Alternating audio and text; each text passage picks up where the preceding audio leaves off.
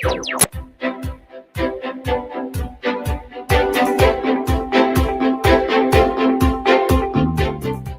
I'm Liziane Kwabeji. It's Thursday, and you know what that means? Coach Margaret Jackson here. It's time to grow and grind with us.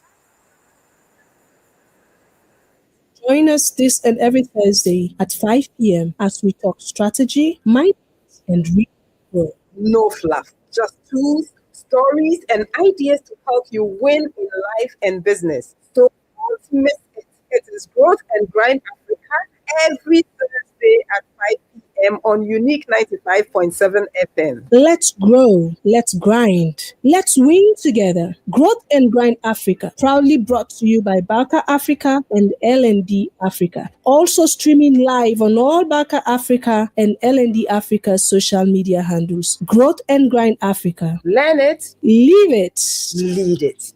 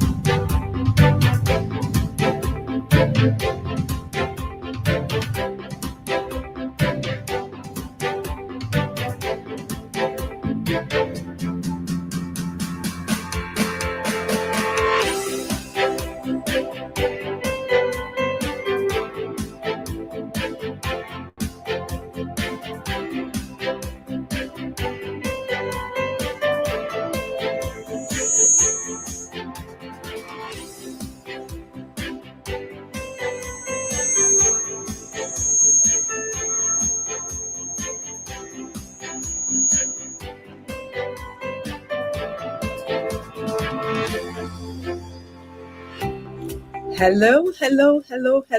Good evening, good afternoon, wherever you are. I am here in the Unique 95.7 FM studio, and I'm here with an important guest, and I can't believe it. This is episode 10 of season 1 already, and today we'll be looking at leading in uncertainty, the growth mindset in African leadership. You know, Africa is a young continent. I was reading on Africa on the UN website, and I was amazed at what I read. And I was like, wow, we need to do something about leadership. Because when I went to the United Nations Office of the High Representative for the least developed countries, landlocked developing countries and small island developing states, the report stated that Africa has the youngest population in the world, with 70% of sub-Saharan Africa under the age of 30. Whoa. You know, in other nations where the challenge is getting medical care, cost of drugs for the elderly, in Africa, it is getting jobs for the youth. And we need to inculcate in the youth as well. Today, we're going to talk about leadership. We'll look at corporate leaders, but we have to look at the youth as well. I am your regular host, Margaret Jackson, also known as HRH. Today, I'll be doing this alone. And in the studio, I have with me a gentleman, a fine gentleman, who has excelled. I mean, when I met him years back, I was like, wow, this young man is Oja. I still think he's a young man, and he hasn't lost his Oja. If you are in the HR fraternity, I'm sure by now you know who I'm talking about. He's Dr. Jeff Bassey, the founder of the Institute of Leadership and Strategy. Dr. Jeff Bassey is in the house with me today. Jeff is a leadership and strategy expert and has consulted and trained for 242 organizations, including Bank of Ghana, MTN, Newmont Gold Ghana, USAID, Ghana Revenue Authority, Ghana Stock Exchange, Kempinski, as someone says, Kempinstick. I mean, Kempinstick is also here. Jeff holds BSc Administration, LLB, MBA, and a Doctor of Strategy. Oh, Doc, I'm sure you agree with me when I say he's an audacious person. Jeff is a chartered accountant. Can you believe that? A certified senior professional in HR and a certified strategy professional. Oh, Doc, Chayen Kakre. Prior to starting the Institute of Leadership and Strategy, Doc Bassey founded the HR Certification Center, which has now been adjudged #1 HR Certification Center in Ghana. Oh, wow, wow, wow. Doc, you are warmly welcome. Thank you so much, and thank you for the opportunity. A very good evening to our listeners out there. Thank you very much. Please, listeners, as we usually do this, we will listen to the opinions that we sampled on the topic this week. So please don't go anywhere. Don't touch your dial. Wait, listen to what others said about this topic.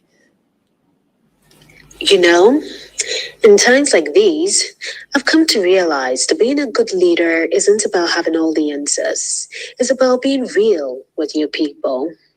For me as a bank manager, leadership in uncertainty is about staying calm, communicating clearly, and most importantly, being present. I remember during the pandemic, my team looked at me not for perfection, but for direction. For someone who could say, let's take it one step at a time together. I think it takes empathy, a willingness to listen more than speak, and the courage to adapt quickly. Because sometimes leadership isn't about charging ahead. It's about holding the space while everyone finds their footing. That's what I believe makes a good leader when the ground keeps shifting. No. And to me, what I think makes good leaders in times of uncertainty are two things, and that is focus and flexibility. I think in uncertain times, a leader or a good leader has to be glued to the vision or the focus or the target that is in pursuit. But aside being glued to the focus or the target, a good leader must also be flexible enough to adjust the course or take certain decisions as and when, because times are uncertain. But if a leader is rigid, is not flexible enough, then in times of uncertainty, things can become a little more, far more difficult. So I think a leader or a good leader in times of uncertainty has to have a keen focus or maintain that keen focus and be flexible as well. In uncertain times, feels like steering a ship and more like surfing a wave. Messy, unpredictable, but all about balance. In my world, the tech space, things change overnight. What I have learned is that humility and flexibility go a long way. You have to trust your team, even when you don't have all the answers, and be okay with saying, I don't know yet. I found that transparency builds loyalty. When I share the challenges openly, my team leans in, not out. Even in the chaos, we remind ourselves why we started. That purpose keeps us grounded. So, to me, a good leader in uncertain times isn't the one who pretends to be unshakable, but the one who keeps showing up, honest, steady, and always learning. Welcome back. I hope you heard what I heard as well. And I'm excited because, look, I kept on hearing flexibility, trust. You should be able to say, I don't know. So, in uncertainty, it's good to build trust. It's good to be flexible. And it's also good to say, but let's put a pin in this. Because, watching you, listening to you, I've realized that you've been able to shift focus. You have been able to move away from your first love. They normally say you don't ask a lady her age. I don't know if you can ask a gentleman his age, but you haven't gone on retirement, but you've been able to move away from your initial love. Would like to know, what structures did you put in place to enable you do this? But before you answer, in Chi, we say, because this year, for us entrepreneurs, we've been mourning Apostle Kojo Safo. He was a great one. He was an African. He believed in the African. He believed in the African mind. He believed that we didn't need to depend on anybody and that we could do it. We've lost him. Our thoughts are with his family, his church, the community, and Ghana as a whole. I was really sad when I heard about Indeed, his we were. passing. He was a true African. Mhm. And this week, to all the Ashantis who are also mourning the Queen Mother, we are with you in spirit. We say, Mundri Dienia Manihunu.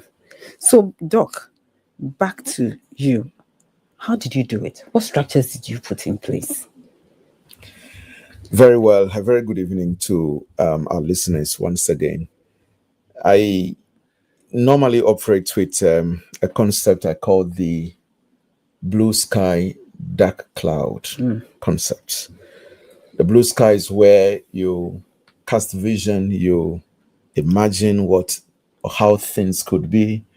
If resources was not a problem, if when I talk about resources, I'll be referring to all the aspects of resources, talking about people. Doc, put a pin in this. No, to my listeners out there, we have Doc for free, for free. Doc charges. You know, you heard the companies I mentioned, Newmont, Ghana Stock Exchange. So he's charging hard cash for what he's sharing with us today. We are fortunate to have him. So please grab your gadgets, your pens, your pieces of paper, your notebooks, because he's going to spew wisdom. And this is for free. Thank you, Doc. Right. Thank you for those kind words coming from you. So as I mentioned, the blue sky, dark cloud sort of concept we use in strategy. If resources was not a problem, talking about financial resources, people issues, if competition was not even a problem, what would you dream of? What would you, consider things to be? And I always say, if your vision doesn't scare and excite you at the same time, it's probably not good enough. It must scare you. If it doesn't scare you, it's not big enough. If it doesn't excite you, you are not passionate about it. It must be audacious, right? Precisely so. So that audacity to dream and say that, listen, this is what we want. And then we got to deal with the dark clouds. And how do we develop strategic initiatives to deal with those dark clouds so we can appear in the blue, sky. Listening to your listeners or those who, share their views on the topic, I could tell that quite a number of our audience are well aligned to where we are going. And indeed, one of the things that was shared by one of the ladies have to do with your ability to define realities. Yeah. A leader's, quality should be to define what the realities are, what the challenges are. As to the question of how we're able to make the strategic move, I had always thought that if you are managing or leading an organization and in your absence, nothing gets done, you have been managing yourself, not an organization. You should be able to empower others. And when we talk about empowerment, it means that you would move away from just doing a telling by giving people instructions and giving directions without sharing the conventional wisdom behind why they have to do A. So that if I were directing Kofi, go turn on that projector for that training we are about to do. Don't leave it on for more than 4 hours at a time. I would have just been telling him what to do. But if I really am interested in having Kofi to appreciate what we do and to one day being able to do it with minimum or no supervision, I have to start sharing why the projector screen cannot be left on for more than 4 hours at a go, providing the conventional wisdom. Because human beings are not animals that obey instincts and genetic code. We have mind, we think for ourselves. Yeah. And the only time people get really, truly motivated to act is when they understand the consequences of inaction. Because a change in post is a change that will most likely be opposed. All right. So people appreciate that. Then you move to the third area, which is participating. Instead of always telling what to do, you bring the problem, you judge with the person. You probably, as the leader, will have to try to cajole people, for want of a better way, let me say, cajole people to see things through your eyes. And the idea is that someday they will be taken over. But I'll be sharing a powerful story today with you and our listeners on why I had the courage to move away. It is because I had somebody who I thought, had a certain talent. I'll be sharing with you the 4 major types of talent at management levels. And when you realize that the business have gotten to a level where you are unable to probably move it to the next other level, but somebody else was better placed, you better want to put that person in the driver's seat, where the fellow will not have to be all the time attending to you, looking out for your blessings and your approvals before you move. It can really slow down So the system. can I give a shout out to Pearl? I let the cat out of the bag. Exactly, Pearl is the person I'll be talking about. Pearl, wherever when you the are, opportunity comes. I hope you are listening to Doc. He says that he knew you could move to the next level and that he wasn't needed anymore. Right. So that's why you were able to move to the next level? Yes. So if you give me the opportunity to briefly describe the relationship between myself and Pearl. So please do. I when I founded the HR Certification Center, Pearl have been with me every step of the way. Mm-hmm. And let me quickly share the 4 major talents at the executive level or management level. The people I refer to as the thinkers, who can bring new ideas, cast vision, get the organization, started, etc. Then we have the, builders. These are guys who can take ideas as theoretical as they may sound, and convert them or get them materialized. More like entrepreneurs, more like start from the scratch project managers within the organization. Then we have improvers, the guys who can take old systems and improve on them, change processes and systems that would get better results. Because really, formulating a strategy for an organization is simply about relating the organization to its environment. So when the exogenous or external environments are changing and in organizations' internal responses do not commensurate to the external changes, then the end to that organization indeed will be in sight. All right. Then the final one are the producers, the guys who keep the engine running, more like they lubricate, they get things replicated and done over. Now I realized that I'm quite strong as a thinker and a bit of a builder, not too solid a builder.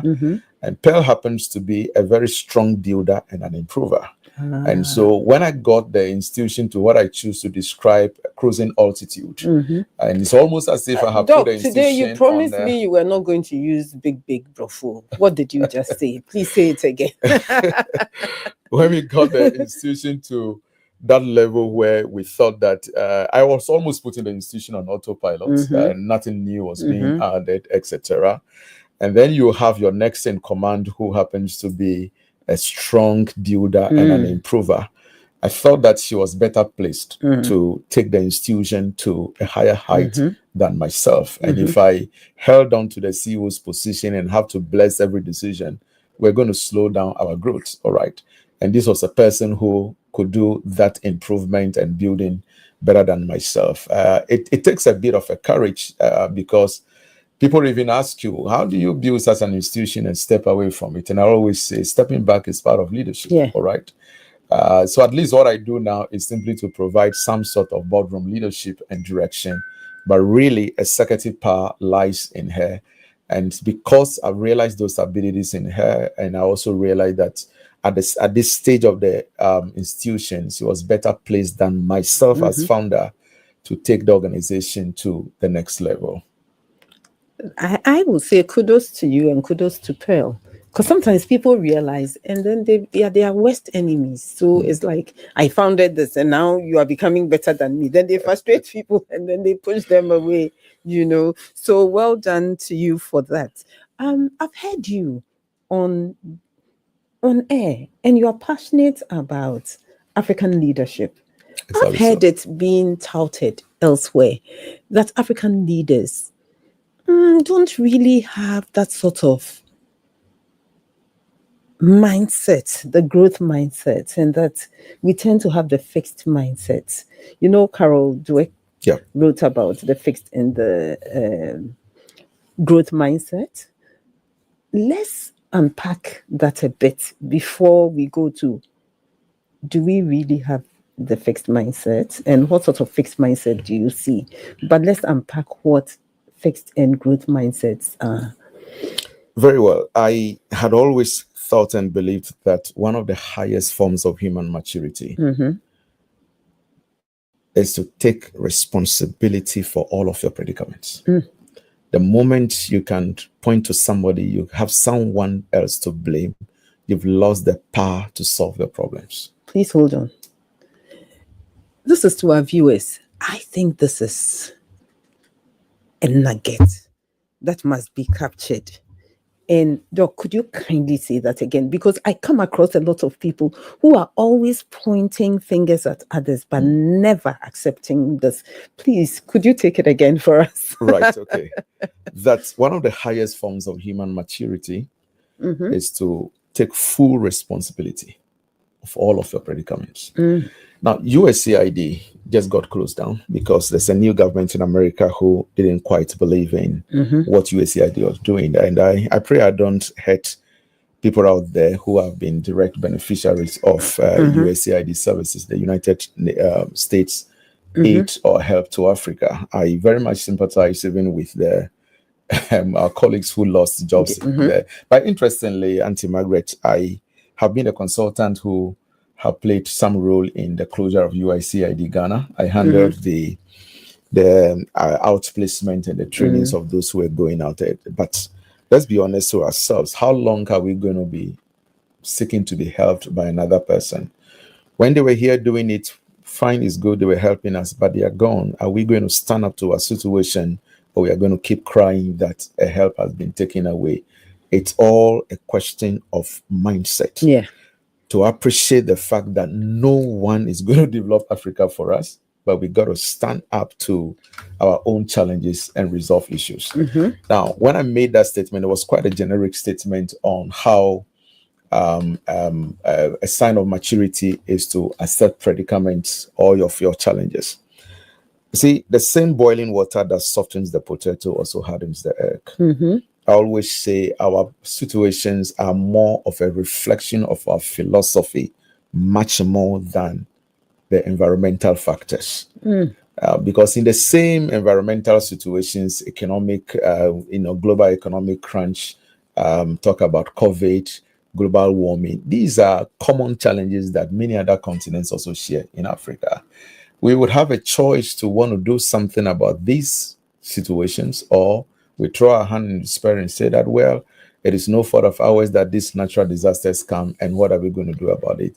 Leadership and Doc, starts not from a to decision. cut you short. Right. Sometimes I get bored when I still hear they raped us. They took away all that we had. So that is why we are suffering in Africa. And I'm like, after how many years? I think we have to move on. So this is just to buttress what you're saying, that we should take responsibility and move ahead. Yeah. So mindset is the beginning. Now,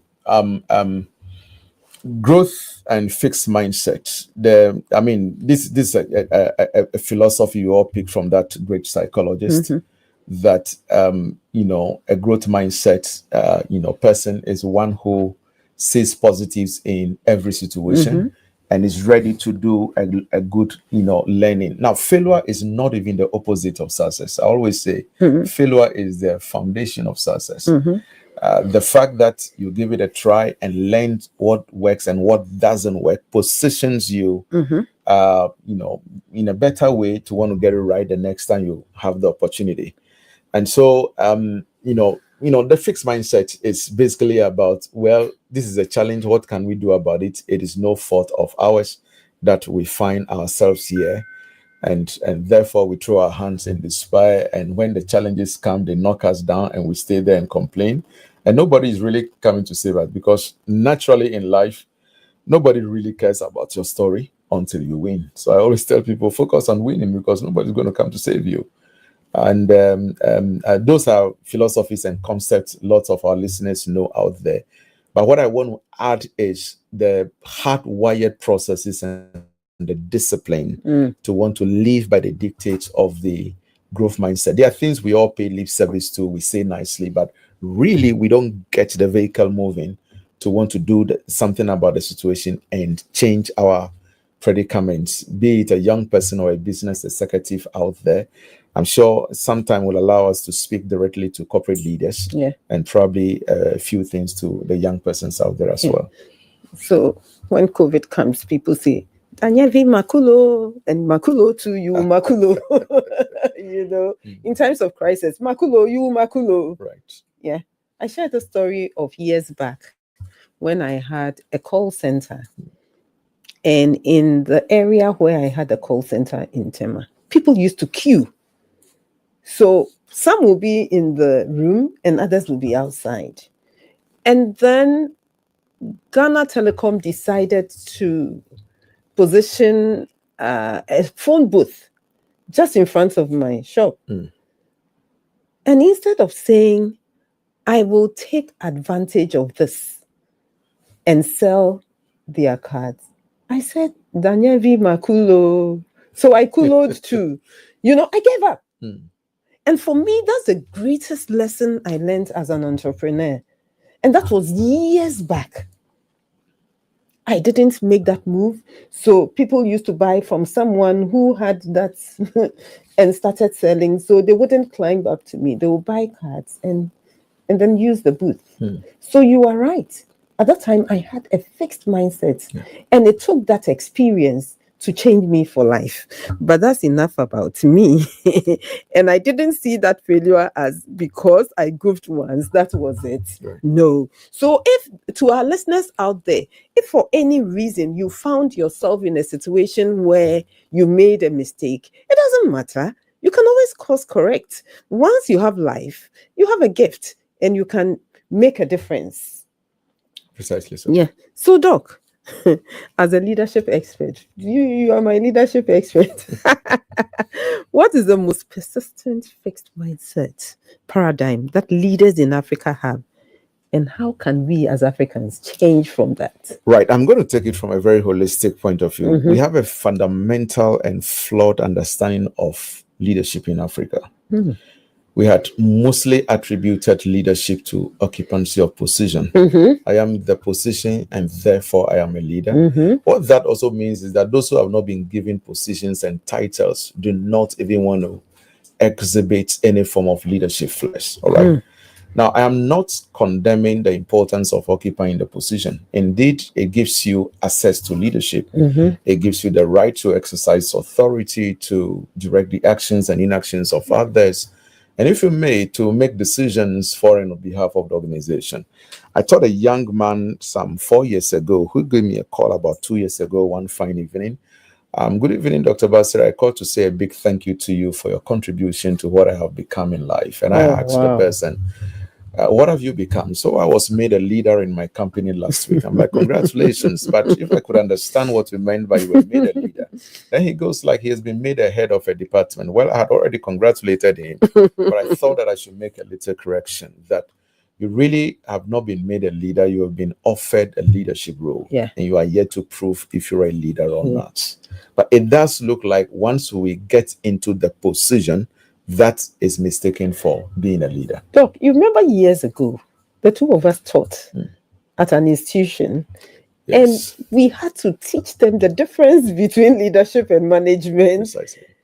And that you may be the manager, but someone in your team may be the leader because they have those qualities, and you may just have the qualities of a leader. And the sad thing with many institutions is that someone is good at their job, then they are promoted. then people expect them to become leaders overnight. So it's not about the position, but the leadership qualities. So are we preparing leaders? Right. That's one thing that normally I ask people. Good. So the fixed mindset, as you're saying, have to do with one, let's appreciate the fact that leadership is quite different than occupancy of position. Yeah. And indeed, if you have ever seen a situation where a deputy occupant in a portfolio exhibits more leadership flares than a substantive occupant, that then lends credence to the argument I'm making.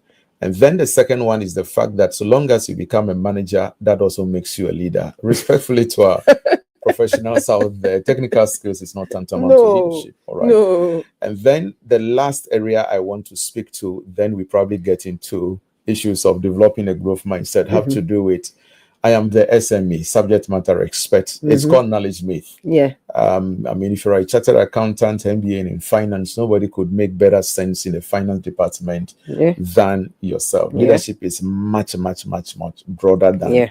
Now, I'm not trying to demonize or undermine the importance of these things I'm mentioning. Being in the position or being a good manager, or for that matter, being a subject matter expert. I'm not condemning them, but I'm only saying that they only augment leadership, but in themselves should not be leadership. Now, the fundamental difference between leadership and management, I've always taught institutions, is that whereas management is about working in a system, leadership fundamentally is about working on the system. All right, the two are not the same.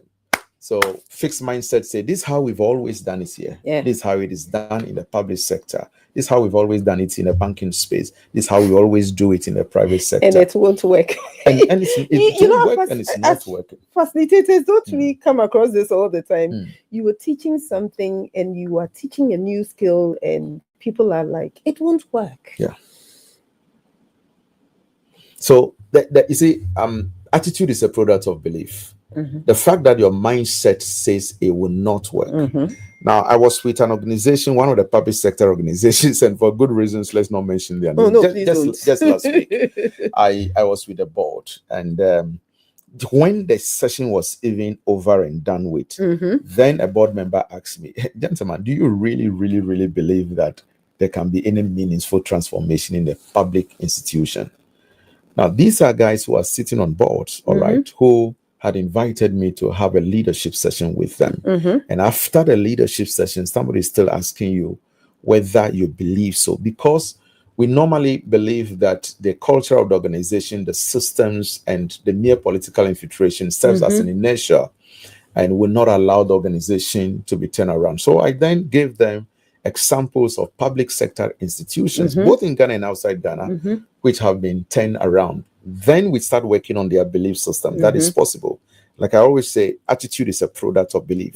That is how come when the lion and the elephant meet in the forest, the elephant is immediately switched into defense mode. Because for him, I've just found an eater. I am weak. I can't help myself. In spite of the fact that it's the elephant is 10 times heavier, thicker, taller, mightier than the lion. The lion is switched immediately into attack mode because there's only one word on his mind. I've seen lunch and I got big to lunch. break it down. Big lunch. And then so he's switched into an attack mode. So their attitudes differently are, fundamentally informed by what they believe about themselves. So it is important that we believe that transformation is possible, is feasible, it can be done. That then alone can we start assessing how it could be done. Okay. Right. We are in a continent and it's as diverse as you can think of. So what practical steps can leaders take to develop a strategy? You have a way of saying strategy. I can't say it the same way, but that is both clear in its vision, yet agile enough to adapt to uncertainties, because the uncertainties won't go away. Yeah. Well, VUCA had always been a thing with us. The fact that today we find a nice academic jargon for it doesn't mean it never existed. Every generation have had their own challenges to fight. The world has always been volatile, uncertain, ambiguous, and complex. Maybe today we can talk about the scale of it, the magnitude of the change, and how quick it's been happening. Otherwise, uncertainty had always been the case. whether in the business world or in real world, situation, uncertainty had always been an issue. Now, how do we go around these things? I hope I don't sound too technical. In leading organizations to develop strategic plans, we always tell them that strategy formulation or formulating a strategy is fundamentally about relating an organization to its environment. So understanding our environment. And when I talk about environment, Africa, we have some good strength here, natural resources. I have gone through the analysis you had shared with me. We have lots of strengths, Oh, yes. Lots of opportunities. Oh, yeah. Name it. Yes, those can, inure to our benefit when we consider the blue sky. But what are our dark clouds? We are looking at our weaknesses. We are looking at threats and what steps we are going to take. Now, the moment the rate of change on the outside exceeds the rate of change on the inside, the end to that establishment is in sight. In other words, the organization's internal responses must always commensurate the external or exogenous forces. So, coming from that definition of relating an organization to its environment, constantly, we must be doing adjustment. Now, too many people mistake strategy for a static plan. No, strategies are fluid, they are emergent, they evolve. Plans may go wrong, but strategies should not go wrong because we do constant, reviews to the strategies to be sure that we are aligned to globalization, to how technology is impacting how we do business, the constant, changes in customer preferences and how they want services delivered, international laws, and for that matter, our own state laws and etc. The moment you position the organization to be agile enough to respond to these external changes, it becomes very difficult, for the organization to lose out. Otherwise, we suffer from what I choose to call tunnel vision, where you slot your eyes into the tunnel and you are not interested in what is happening in the outside world. Now, globalization is quite heavy. I always talk about those two guys who sit in San Francisco and decide which taxi picks you and I on the street of Accra. Talking about Uber. They probably are not interested in coming to Accra or knowing where Ghana is located.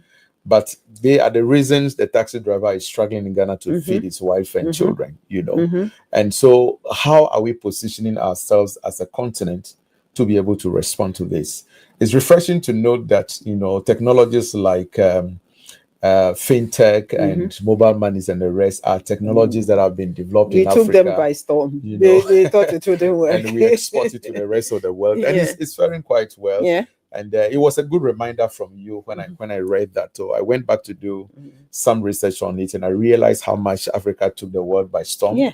And we cannot forever remain as consumers of these technological products. We also have to be creators of the product. So we have to first work on our belief system. The average African, Auntie Maggie, the average African doesn't have belief in ourselves.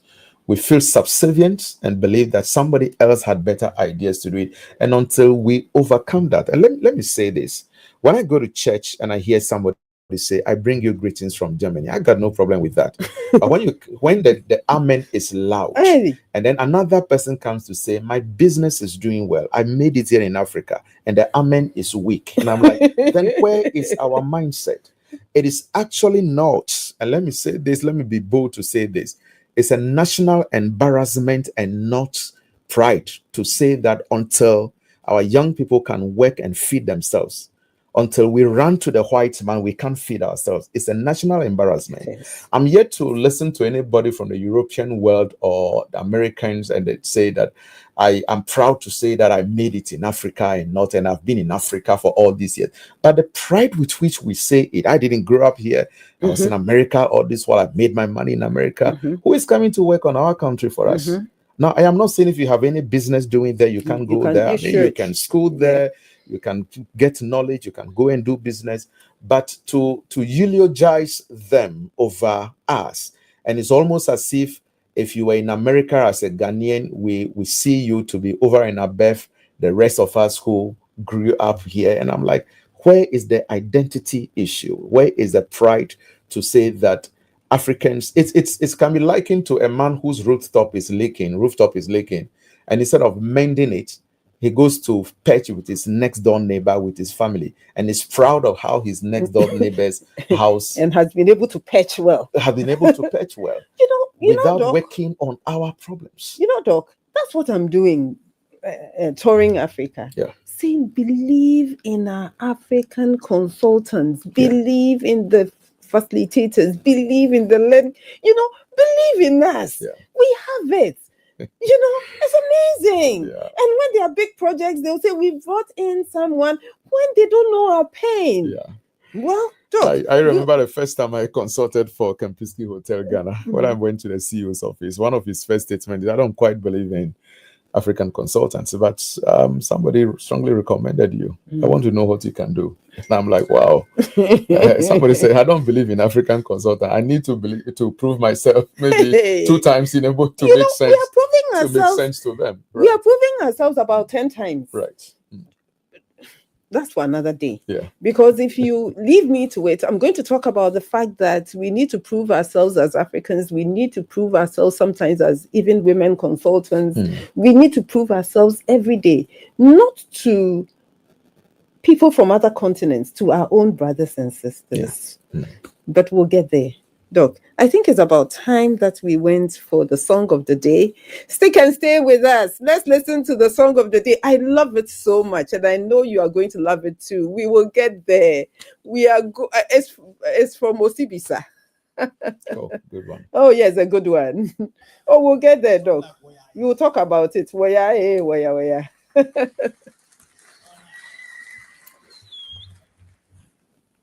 So, where means we are going. Heaven knows where we are going. We know we shall get there.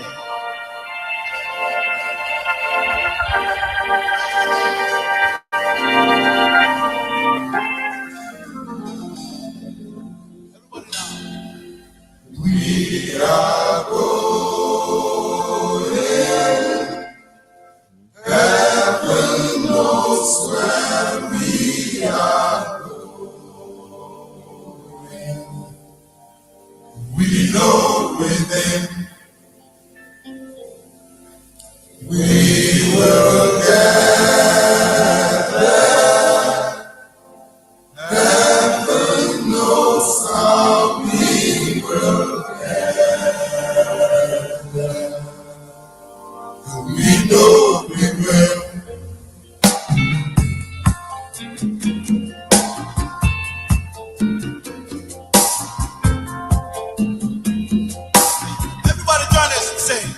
We are going, heaven knows where we are going. We know within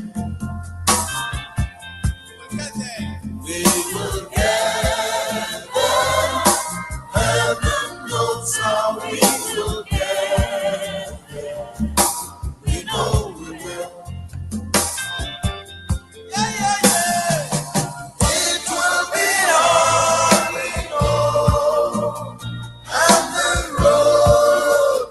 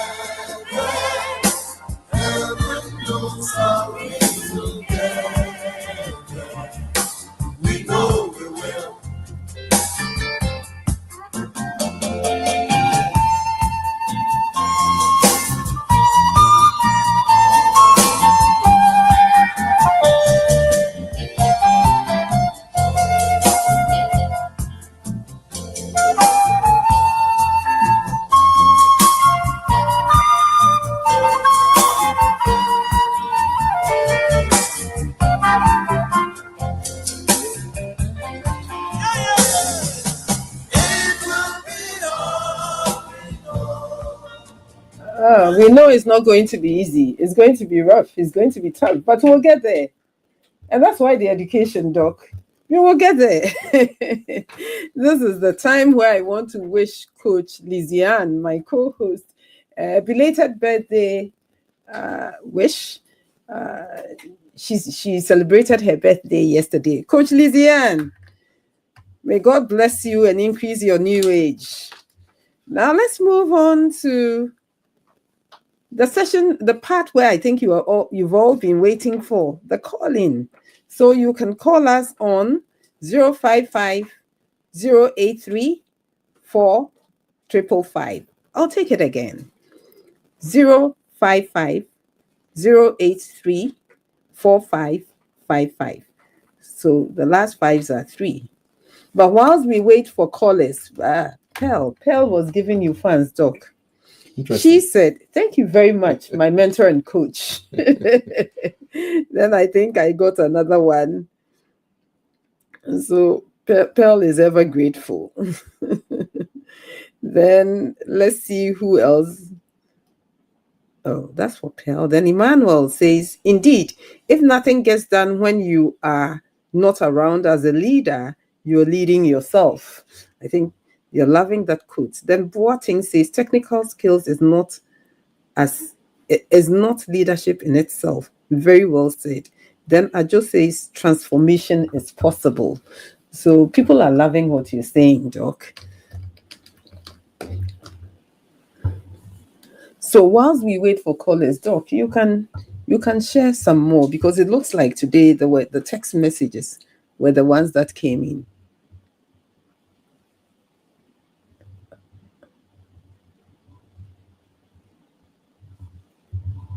So, Doc, I think you wanted to share on. Very well. You wanted to add on. Good. Now, let me say this. These are not your last words, so you can add on. Right, okay. There's a caller. Is there a caller on the line? Oh, there's a caller on the line.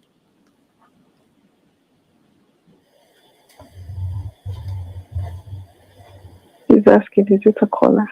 Yes, hello. Hi, good evening, Coach Margaret. Good evening.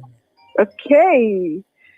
Congratulations, Dr. Jeff. This is Liziane. Thank you for the Liziane. Good to hear from you. Happy birthday. Happy birthday, Liziane. Thank you so much, Coach. Thank you so much, Coach. I've been following the program and it's amazing. Dr. Bassi, you are just amazing. It's so beautiful to hear African consultants speak with such deep perspective, and I think this is why Growth and Grind Africa is there, to maximize the voices of trailblazers. The world needs to hear this. Africa needs to hear this. We need to change our mindset. We have the men. We have the people who can bring about the change, and I'm so excited. I was so happy hearing you pour so much wisdom and insight and practicalities. You're amazing. God bless you. Bless you too, Liziane, for those kind words, and happy birthday to you. Thank you, Doc. May your coming years be Doc. much, much greater than your past years. Amen. Thank you. And thank you, Coach Margaret. It's been a wonderful evening. Coach Liziane, you know, Coach, Doc never disappoints. I told listeners that Coach will be spewing wisdom.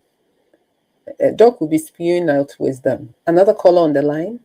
Yes, thank you so much. Have a good evening. And have a good evening too, Coach Liziane. Yes, ma'am. Bye-bye. Yes, Doc. Right. I had always argued that the thinking that guides our intelligence is much more important than the power of our IQ. IQ is natural, maybe it's from God. And in Africa, we go to school a lot. I've consulted for a few multinationals who would tell me, at least 3 or 4 of them, it does look like Ghanaians go to school a lot, but achieve relatively little. Why so? The thinking that guides our intelligence is much, much more important than the power of our IQ. Mm-hmm. Now, thinking is probably the most difficult job on earth.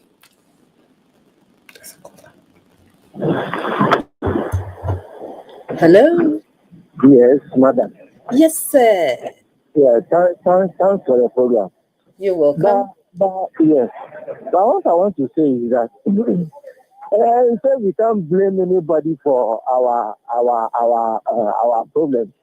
But it's a little bit difficult because the fact of the matter is that there are people in whatever business you are doing, whatever progress you are making, people will come. Some will come and help, some will come and destroy it. But I feel what should be the statement is that in any situation when it happens, if you have to cry, you just cry as you can cry, and then move on. Mm-hmm. But we are in our ability to absorb things different from one another. Mm. So if you have a problem, after the problem it will come. When it comes, I mean, you can cry over it or complain about it, but don't complain about it from morning to evening. Try to have some space for yourself and then move on, because whatever you do, it has happened. So that is what I feel the situation should be. Thank you. Very well. Spot on. Spot on. That is spot on. You are fantastic. You got it right. Thank you very much, sir. Wow.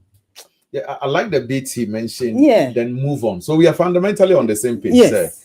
It doesn't matter how you put it. We are on the same page. Yeah. All I sought to say was that where you keep your focus is where you make your impact. Yeah. Now, we are not saying that we don't get hurt by people. Nobody robbed us. Nobody stole away from us. But as you dwell on that, then you will not be making progress. Now, I've met people who tell you that, well, if only my parents have sent him to school. Yes, a parent didn't send you to school. You can blame. You have the choice to blame them, or to say, listen, since I became an adult, have I also sent myself to school? Yeah. Now, once you are blaming people, you are losing the power to resolve the issue. That's all we are trying to say. The person who just called, thank you. We are all on the same page. I only want to say that after everything, move on. Don't dwell on it, because then you will make your impact in learning to blame people instead of taking your own predicament or your destiny into your own hands. Yeah. Thank you very much. Well said. Let's take some adverts. Then I'll come back to you and we'll end and wrap this up beautifully. Very well. So, if you are listening to us this evening, morning, afternoon, depending on where you are calling from, L&D Africa, we are going to Nairobi, Kenya, October 15th to 17th. Is going to be awesome. It's about bridging that gap, and making sure that learning is done in a way that benefits us as Africans, not looking at what others are doing on their continent and just following just like that. You can tweak it. You can learn from what others are doing, but we must have solutions that will answer to our own problems. So if you are interested in joining us, go to the L&D Africa website and register. You can also call Stanley on 053-475.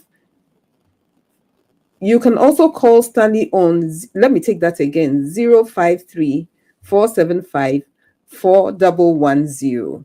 Or, to cut a long story short, just go to the L&D Africa website and you will get all the details. Then Becca Africa is running a beautiful course. If you want to become a certified coach with ICF accredited level 1 coach certification, then please call Becca Africa and you will be sorted. This is the first time this course is being run in Ghana. I did mine out of the country, but it's being organized and being run by an MCC, as a master certified coach. Right. So it doesn't get any better. Thank you very much. So if you are interested in the conference, if you are interested in becoming a certified coach, then you know where to turn to. So, Doc, back to you. Wrap this up for me. Very well. My concluding statement. I'm still. And please, I want you to talk to the young entrepreneurs. I want you to talk to the corporates. I want you to talk to us, because you're the man of strategy, oozes out of you, leadership oozes out of you. Please let it ooze, let it flow. Yeah. Right. So to our younger persons out there, and probably even corporate leaders, I always say we would need to increase our mental capacity to accommodate success. Standards are influenced by senses because not too many great things are happening around us. You know, what we see, what you hear, what you witness, what you read, most likely will form your standards. And if these things are average enough, if you're not careful, you would start mistaking mediocrity for excellence. And so I always advise that we increase our mental capacity. When I talk to young persons and they start mistaking very basic things, I mean, back in GHS, we were told that basic needs of man is food, shelter, and clothing. If you live in a good house and you eat good food and you even drive a nice car, we've gone past stages where cars are status symbol. Unless you are the owner of the car manufacturing company, then we can talk about it being a status symbol. So increasing our mental capacity to accommodate success. In the absence of even clear vision, when resources come into your hand, you most likely is going to kill you. You know, vision have a few qualities I talk about. Let me just mention quickly and then you wrap up. I mean, if it's a vision, it must scare and excite you. If it's a vision, it must focus your attention. It must question your laziness. It must challenge your indecision. And if it is a vision, it attracts resources. In the absence of vision, sometimes resources come and go. And when I talk about resources, I'm not just referring to money. Even potential helpers are not easily recognized in the absence of vision. And so, you know, adjusting our mindset or reformulating our mindset to know that, hey, it is possible right here in Africa, because fundamentally it's all about solving problems. Which continent have more problems than we have? And we should be in the continent, identify our problem and find solutions to them. And if you ask me, it will send us much, much, much further. And I was making a statement when the call came through, that thinking that guides our intelligence is more important than the power of our IQ. Let's think, not just copying. Over 90% of human beings on earth do not quite think. And I think that we should all challenge ourselves to look out for solutions, not just join the bandwagon of complainers. It only reproduces you into other persons, but your uniqueness is actually realized if you can chart a new course and be a trailblazer. Thank you very much, Doc. I have really enjoyed myself. You know, when you are in the company of, I don't want to say knowledgeable, because there's more to what you have just shared than knowledge. You know, you are experienced, you have the knowledge, you apply what you learn, you make it practical. And I've really enjoyed chatting with you this evening. I mean, we should call you back. I need, as someone would say, répéter encore. Thanks a lot for the honor and the opportunity to share my thoughts with your listeners. And just to the listeners, this is Growth and Grind Africa, where it happens, where we talk about Africa, where we look forward, where we think about how do we improve our continent? What nuggets can we share with our young ones? How can we improve what the older ones are doing? We talk about systems, we talk about procedures, we talk about things that will make us improve as Africans. So until we come your way again next week, it is Growth and Grind Africa. Learn it, live it, lead it. Thank you very much, Doc. Thank you.